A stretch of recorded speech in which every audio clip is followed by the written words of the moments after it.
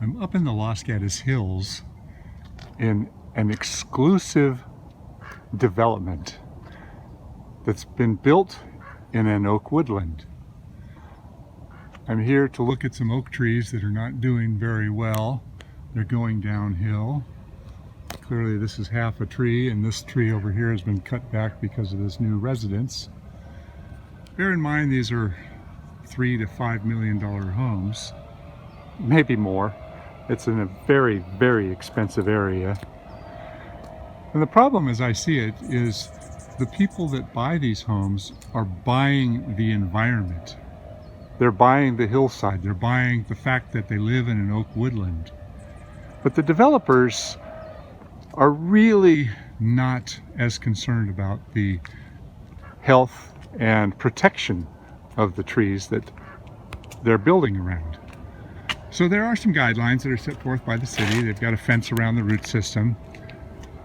But unfortunately, the reality of how the developers, and I'm talking about all developers in general, there's a few that are good, but most of the developers have to do everything that they need to do to get their homes in place, including put in roads and put in underground utilities, the water, the sewer, the septic, everything that has to go in. I can't imagine there being septic out here. But the trees, the old trees, the trees that have been preserved, they're really getting hammered. And the city puts down restrictions and requirements. You can see that these trees have all been number tagged and everything has to be identified. But at the end of the day, there's so much money involved that the longevity of the trees really is incidental to the money behind the project. Now, I'm not going to say what project this is or where it is exactly, but you know, this is indicative of a lot of projects. Here's one of the trees I'm going to be looking at today. Without even getting up close, I can see that up underneath there, this whole area is decayed and it's all rotted out. The new construction put a wall on one side of its root system and a wall on a road on the other side. The tree's had some severe topping cuts, and it's basically a mass of suckers. It's living, but there's a weakness in the base. So because this is a fairly new development, the long-term impact to the root system has not really taken into effect in terms of what it's going to do to the tree. So we can expect this tree to decline. It might take 5 to 10 years, but immediately we've got some trees that look terrible. Here we have another tree. It's another live oak. You see it's got some bad cuts. It's not that old. This is 3 or 4 years old. It's got a little bit of tissue, cambium tissue developing over here. But somebody came along and cut this off and it's rotted away. This tree has been inventoried. It's got a number. Upper canopy is declining. And they're going to say, what do we do to save the tree? Well, you have to look at what happened to the tree. You have to look at what's going on. You know, there's no fixing stupid.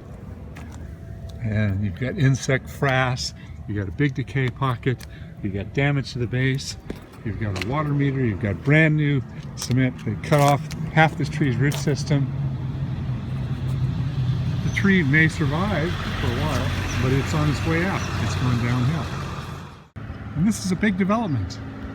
It's a vast development.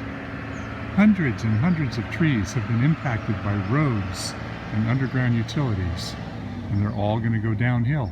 And everybody up here with all this money is going to say, save my trees. Well, the contractors kind of made a big mistake. Now here's a lot that's for sale. So they put in a road, which impacted half the root system to this tree. They're treating it like a construction yard. Ultimately, there's going to be a beautiful home here, much like this. And they're going to bring in a little bit of topsoil and they're going to dress it all up. But what's happening in the meantime is going to take the life of this tree. And in 2 or 3 years, somebody's going to call me or another arborist and say, save my tree. There's another tree over here.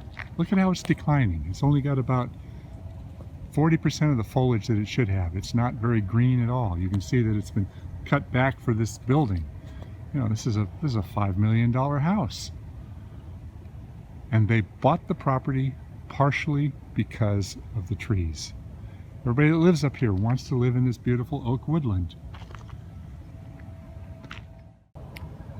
Now we have an oak woodland in here that a lot of people are going to say, this is totally undisturbed. These trees will probably all do fine. Well, they're going to do pretty well, I believe, but undisturbed is not a good way of commenting on this either, because there's now a road at this top side of the hillside. So all the water that would have normally run downhill is now being diverted by this gutter into a storm drain and delivered off somewhere else. So the volume of irrigation that naturally goes down to an oak woodland from the hillside is changed. It's completely changed. They could do a lot by adding chips in here. They could do a lot by improving the preservation of available moisture when it does rain. But alteration of an entire ecosystem by development always impacts the trees, even the trees that are not directly close to the structures. Roads, underground utilities, everything's going on. Basically, these trees have all been placed on an island, and a lot of the support from the entirety of the ecosystem has been altered. For every home that gets built in an environment like this, the city makes a requirement to replant native trees, and in this case they're replanting oak trees. I can see down over here there's about 15 small oak trees that are planted a little bit too close together. They will get privacy from it. There's a blue oak over here. There's a couple of Quercus agrifolias, the live oaks. Now, one thing that's important to understand is when you have an oak woodland, you have to say this is a woodland of trees that were not planted. All of these trees evolved from acorns that erupted and came up.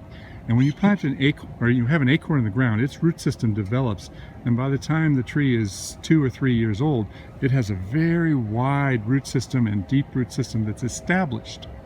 Now when we come in and plant a tree, a 15-gallon or a 24 or 36-inch box tree, we're putting a plug in the ground and we're putting a compacted, dense root system into one spot that requires irrigation, because until those roots develop and get beyond that little plug of roots, this tree is dependent on that little bit of irrigation. Whereas an acorn that evolves into a tree, it has a much wider available root zone for water absorption. So an acorn that is 5 years old may be as big as this tree, but its root system is vast compared to a compact plug of roots on a planted tree. So without additional irrigation, these trees will not survive. So it's going to take 5 or 6 years before these trees break out of that box of roots and develop enough of a root system where they can start making it on their own.